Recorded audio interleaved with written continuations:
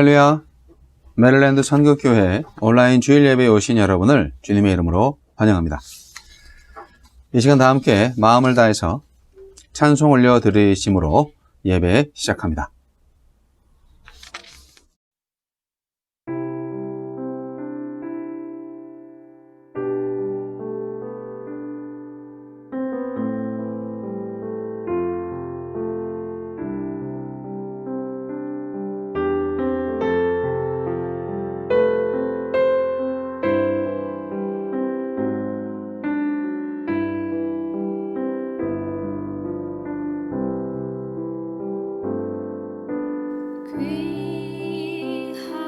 귀하신 주여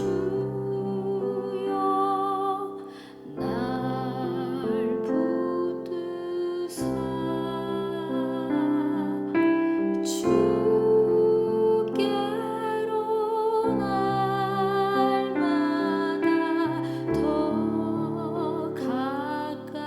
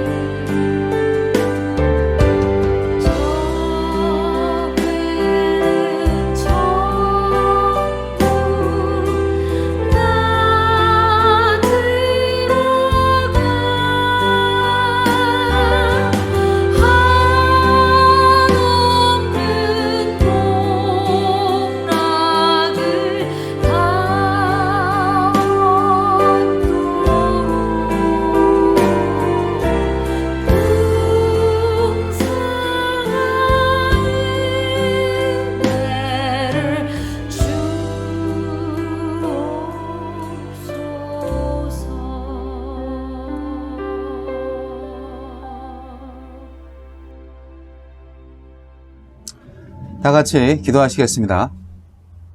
전지전능하신 아버지 하나님, 무소부재하신 아버지 하나님, 우리에게 항상 가장 좋은 곳으로 공급하시는 아버지 하나님, 때로는 힘들고 어려운 고난을 허락하시는 아버지 하나님, 감사와 찬양과 영광을 올려드립니다. 언제나 어디서든지 주님의 뜻을 밝히 알며 하느님의 뜻을 따라 하느님의 나라를 이루고자 하는 주의 백성의 예배를 받아주시옵소서. 우리의 죄를 용서하여 주시옵소서.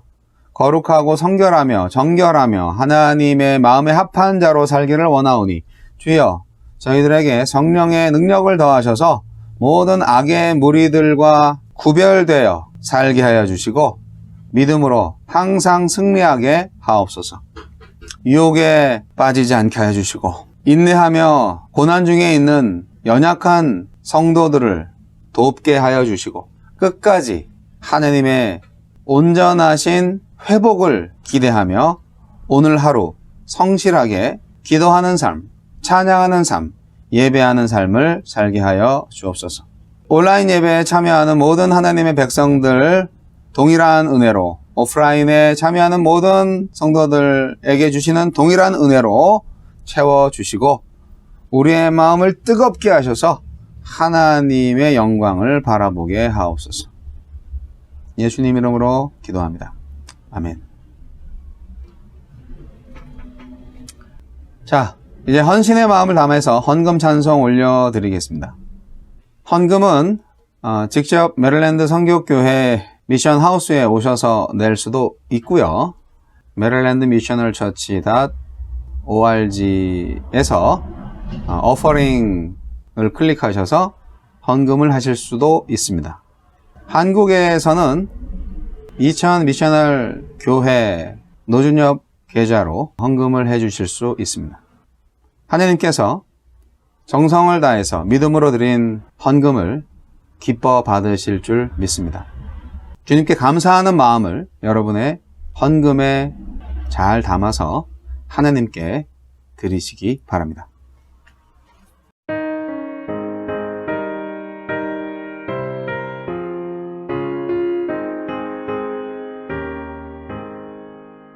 내 평생 소원 이것뿐 주의 하나가 이 세상 이별하는 날 주 앞에 가리라. 꿈같이 헛된 세상을 취할 건 무엇냐. 이 수고함 많아여도 헛된 것뿐일세. 불같은 시험 많으나 겁내지 맙시다. 구주의 권능 크시니 이기고 남겠네.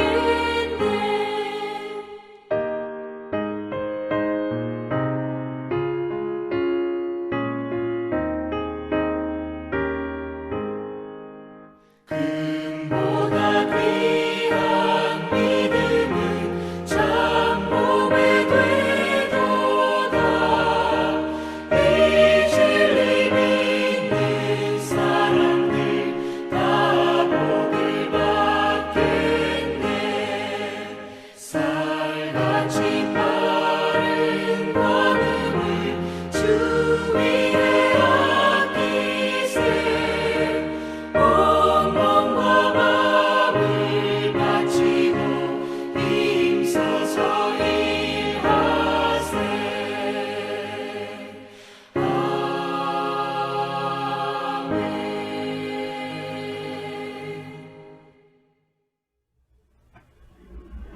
헌금을 위해서 기도하시겠습니다.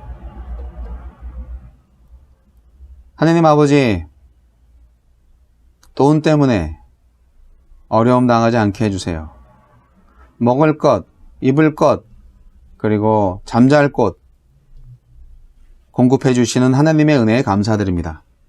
하나님의 은혜를 힘입어서 마음껏 먹고 마시고 편안하게 잠잘 수 있도록 은혜 주심을 감사합니다. 주님이 공급해 주시는 경제적인 재원을 통해서 하나님의 영광을 위해서 살 것을 다시 한번 다짐합니다.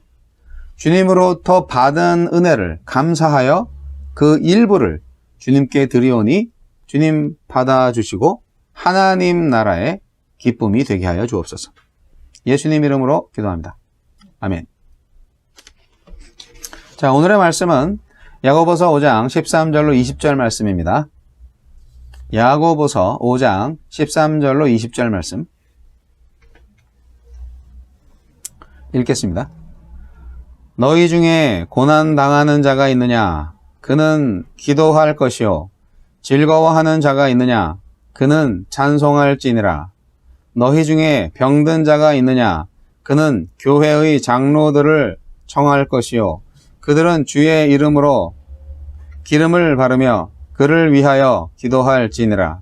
믿음의 기도는 병든 자를 구원하리니 주께서 그를 일으키시리라. 혹시 죄를 범하였을지라도 사하심을 받으리라. 그러므로 너희 죄를 서로 고백하며 병이 낫기를 위하여 서로 기도하라. 의인의 간구는 역사하는 힘이 큼이니라. 엘리야는 우리와 성정이 같은 사람이로되 그가 비가 오지 않기를 간절히 기도한즉 3년 6개월 동안 땅에 비가 오지 아니하고 다시 기도하니 하늘이 비를 주고 땅이 열매를 맺었느니라. 내 형제들아, 너희 중에 미혹되어 진리를 떠난 자를 누가 돌아서게 하면 너희가 알 것은 죄인을 미혹된 길에서 돌아서게 하는 자가 그의 영혼을 사망에서 구원할 것이며 허다한 죄를 덮을 것임이라. 아멘.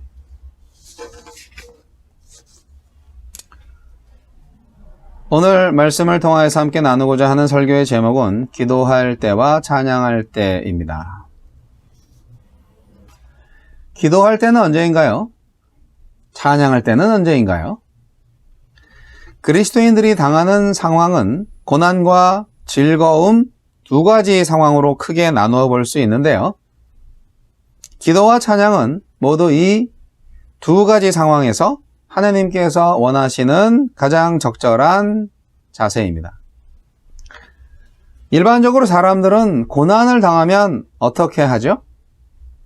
낙심하고 좌절하고 누군가를 원망하고 분노하고 막 그러지 않습니까? 그런데 그리스도인은 어떻게 합니까? 예, 기도합니다. 그게 그리스도인입니다. 그리고 또 뭔가 성취하거나 즐거운 일이 생기면 일반적으로 사람들은 어떻게 합니까? 박수를 치고 춤을 추며 샴페인을 터뜨리며 파티를 하나요? 그래, 내가 해낼 줄 알았어 하면서 자화자찬하나요? 넌 역시 대단해 하면서 동료를 칭찬하고 인정해 주나요? 여러 가지 반응이 있을 수 있죠. 그런데 그리스도인은 어떻게 합니까? 즐거운 일이 생기면 제일 먼저 하나님께 감사의 찬송을 올려드립니다. 그게 그리스도인입니다. 뭔가 이루어냈다 하여도 그것은 하나님 덕분이고 하나님의 은혜라고 말을 합니다. 그렇지 않습니까? 그리스도인이라고 파티를 하지 말라는 얘기가 아니에요. 샴페인을 터뜨리지 말라는 얘기가 아니에요. 가장 먼저 하는 일이 뭐냐 이거죠.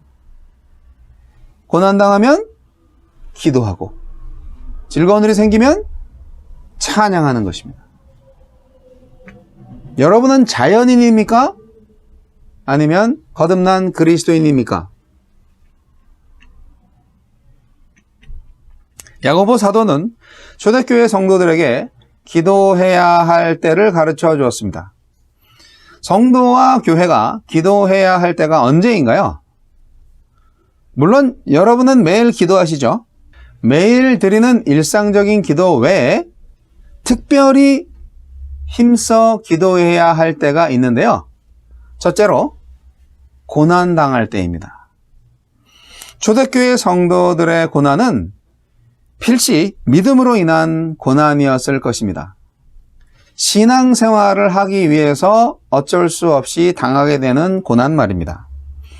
고난당할 때 기도는 현재 당하는 고난의 이유와 목적을 잘 알게 해줍니다. 그리고 기도를 통해서 고난 중에 하나님의 뜻을 이루고 하나님께 영광 돌리는 인생을 살게 될 길을 찾게 됩니다. 하나님의 지혜를 구해야 합니다.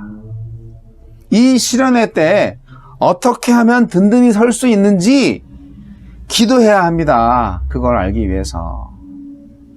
하나님은 당신의 자녀들에게 무조건 고난을 피하게 하지 않으세요.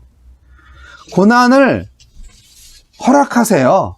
그리고 고난받는 중에 기도하게 하십니다. 기도할 기회를 주시는 거죠. 그러니까 하나님의 은혜는 시험과 고난을 없애주시는 것이 아니라 그 고난을 참아내고 시험에서 승리할 수 있는 기회를 주시는 거예요. 자연인들도 고난을 받을 때 잘 참고 견뎌서 더 강해지는 경우도 많습니다. 인간 승리를 하는 거죠. 그러나 하나님의 자녀는 고난을 잘 견디면 그 승리의 영광을 하나님께 돌리고 하나님께 감사와 찬양을 올려드립니다. 그래서 기도와 찬양은 그리스도인의 삶의 여정에 항상 같이 붙어 다닙니다. 인생은 고난과 승리의 연속이잖아요. 그래서 우리는 기도하고 찬양하고 찬양하고 기도하고 그렇게 사는 겁니다. 기도가 끊어진 그리스도인, 찬양이 중단된 그리스도인, 그는 살아있는 그리스도인이 아닙니다. 살아있다면 기도하거나 찬양하거나 둘 중에 하나를 하고 있을 겁니다. 그렇지 않습니까? 여러분은 요즘 기도를 많이 하시나요? 아니면 찬양을 많이 하시나요? 두 번째로 우리가 기도해야 할 때는 교회 공동체 안에 병자가 있을 때입니다. 야고보는 특별히 장로들을 초청해서 기도할 것을 권면합니다. 자, 여기서 병자를 위한 기도를 할 때 몇 가지 주목해야 할 요소들이 있습니다. 첫째로 장로들을 청하라고 하셨습니다. 이것은 기도를 통해서 병자가 치료될 때 한 개인의 공로로 돌아가는 역기능을 예방하려는 차원에서 말씀하신 것 같습니다. 또한 장로들은 한 개인으로서 병자를 위해서 기도하는 게 아니라 교회의 직분을 가진 공식적인 지위를 가지고 병자를 위해서 기도하는 것입니다. 그러므로 교회의 장로들의 기도로 말미암아 병자가 나았다 한다는 것은 그것은 공식적인 직분이 능력을 가지는 것이지 장로 개인에게 능력이 있다고 말할 수 없게 되겠죠. 만일 교회에서 병든 자를 위해서 기도할 때 누군가 치료받았다고 하면 누구든지 사람의 능력인 양 자랑하지 말아야 합니다. 기도는 사람이 하지만 기도에 응답하셔서 환자를 낫게 해주시는 분은 하나님이시니까요. 그러니까 하나님께 영광을 돌려야죠. 두 번째는요, 병자를 위한 기도를 할 때 주님의 이름을 부르고 기름을 바르고 기도하는 것, 이것이 초대교회에서 치료 사역에 수행되는 세 가지 요소로 볼 수 있다는 것입니다. 이러한 행위들은 어떤 마술적인 행위가 아니라 하나님께서 능력으로 개입하시도록 하는 기독교적인 의식이라고 볼 수 있습니다. 여기서 기름을 바른다는 것은 문자적인 의미와 상징적인 의미가 있는데요. 문자적으로는 실제로 그랬다는 거죠. 실제로 그 시대에 기름을 바르는 행위가 있어요. 근데 그 행위는 병균이 틈타지 않도록 하는 효과가 있었기 때문에 의료행위라고 볼 수 있습니다. 상징적으로는 병자를 하나님의 특별한 호의로 구별해 놓는 것을 의미한다고 볼 수 있고요. 그런데 가장 중요한 것은요, 야고보가 강조하는 것처럼 병자를 고치는 것은 기름이 아니라 믿음의 기도라는 사실입니다. 그리고 세 번째로 질병은요, 죄와 관련이 있다 하는 내용입니다. 다 그렇지는 않다 할지라도 많은 경우에 그렇다고 볼 수 있습니다. 15절, 16절을 다시 읽겠습니다. 이해하기 쉽도록 문장을 제가 끊어서 세 단락으로 끊어서 읽어볼게요. A part. 믿음의 기도는 병든 자를 구원하리니 주께서 저를 일으키시리라. B part. 혹시 죄를 범하였을지라도 사하심을 얻으리라. 이러므로 너희 죄를 서로 고하며. C part. 병 낫기를 위하여 서로 기도하라. 의인의 간구는 역사하는 힘이 많으니라. 이 말씀에서 A 파트와 C 파트에 있는 믿음의 기도와 의인의 간구는 서로 평행구입니다. 같은 말이라 이거죠. 믿음의 기도와 의인의 간구는 역사하는 힘이 큽니다. 그런데 그 사이 B 파트에 죄에 대한 언급이 있습니다. 모든 질병이 죄와 관련된 것은 아닙니다. 바울도 질병 때문에 고생했지만 그것이 죄 때문이라고 말씀하신 적은 없습니다. 그러나 만일 죄가 질병에 관련된 것이라면, 그게 정말 사실이라면 병이 낫기 위해서는 반드시 죄를 고백해야 할 것입니다. 그렇기 때문에 16절 말씀처럼 죄를 서로 고하는 행위가 병 낫기를 위한 기도에서 꼭 필요한 사항이라는 것이죠. 야고보는 의인의 간구는 역사하는 힘이 크리라고 말씀했는데, 사실 하나님이 죄인의 기도를 들어주시겠어요? 죄를 회개한 후에야 기도에 응답해 주실 것입니다. 주께서 말씀하시길 여호와의 손이 짧아 구원치 못하심도 아니요 귀가 둔하여 듣지 못하심도 아니라 오직 너희 죄악이 너희와 너희 하나님 사이를 내었고 너희 죄가 그 얼굴을 가리워서 듣지 않으시게 함이니.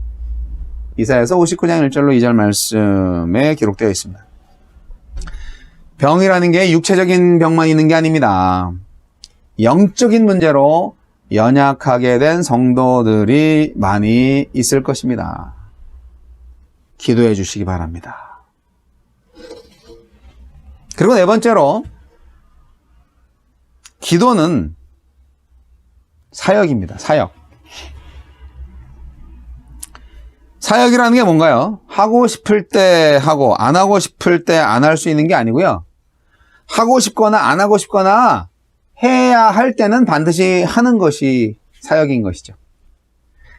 사명을 감당하는 일이죠. 사역이라는 것이. 뭐 돈 버는 일을 사역이라고 안 하죠. 사명 감당하는 일을 저는 사역이라고 생각합니다. 엘리야는 우상을 섬기며 하나님을 떠난 이스라엘 백성들을 향해서 심판과 회복의 메시지를 선포했습니다. 야고보는 특별히 이러한 엘리야의 사역에 기도가 있었다는 것을 강조합니다. 야고보는 엘리야도 신이나 천사가 아니라 우리와 같은 이성과 감정을 가진 사람이었기에 엘리야의 기도가 응답되었듯이 우리의 기도도 응답될 것이라는 확신을 주고자 했습니다. 야고보 사도는 편지의 마지막에 미혹되어 진리에 떠난 형제를 돌아오게 하라는 부탁의 말씀을 기록합니다. 낙심한 성도들, 이단에 빠진 성도들을 다시 돌아오게 하는 것도 교회의 사명이 아니겠습니까? 야고보 시대에도 교회를 떠난 성도들이 많이 있었나 봅니다. 오늘날에 정말 가난한 성도들 많지 않습니까? 가난한 성도뿐만이 아니에요. 도기한 성도도 있고요. 배회한 성도도 있어요. 교회에 안 나가 성도, 안 기도 성도, 예배 안 해, 안 예배 성도, 도기한, 배회한 성도들 너무 많지 않습니까? 아니, 교회도 안 나가지, 기도도 안 하지, 예배도 안 드리지. 그러면서 자기가 무슨 그리스도인이라고 스스로 생각하는 거예요. 착각도 유분수지. 그건 마치 결혼한 부부가 밥도 같이 안 먹어, 대화도 안 해, 뭐 같이 잠도 안 자, 얼굴도 안 봐. 그러면서 우리는 부부야. 뭐가 달라요? 여러분, 포기하지 마십시오.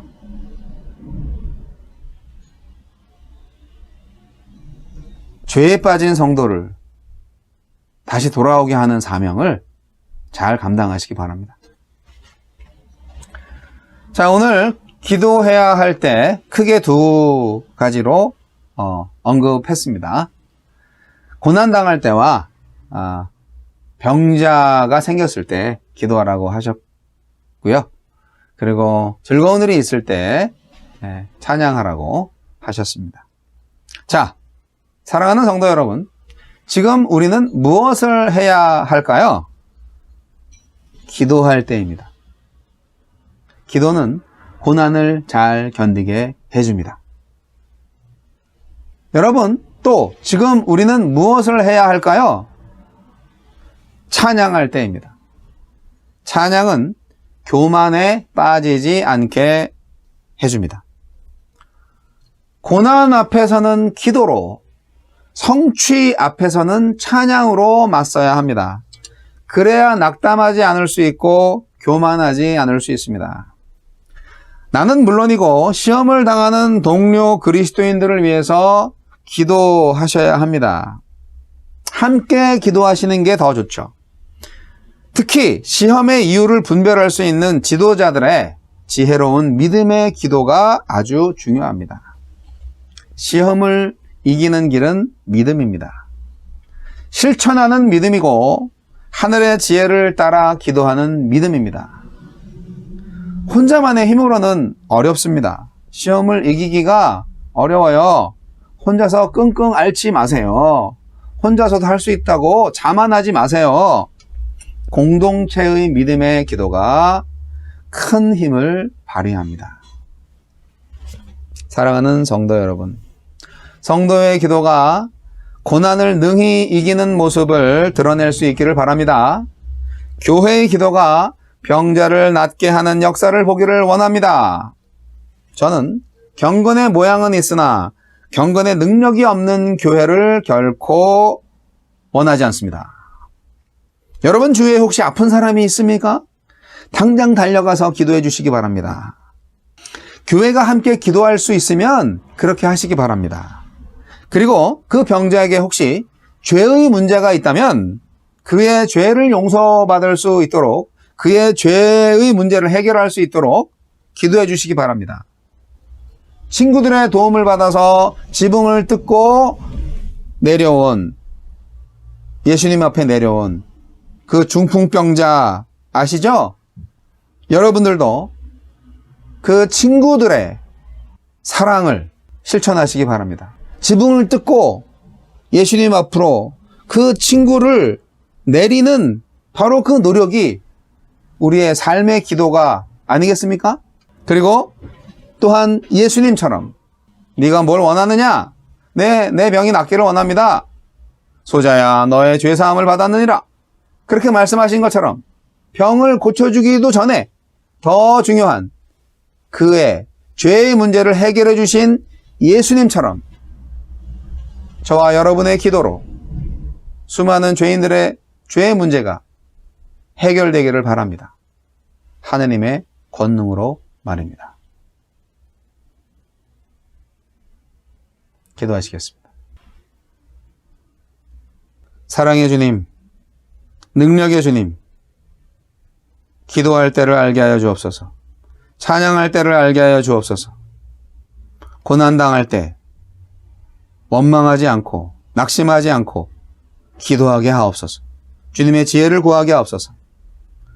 좋은 일이 생겼을 때 사람을 칭찬하기 이전에 하나님께 감사와 찬양을 올려드리는 주의 백성, 주의 자녀 되게 하여 주옵소서.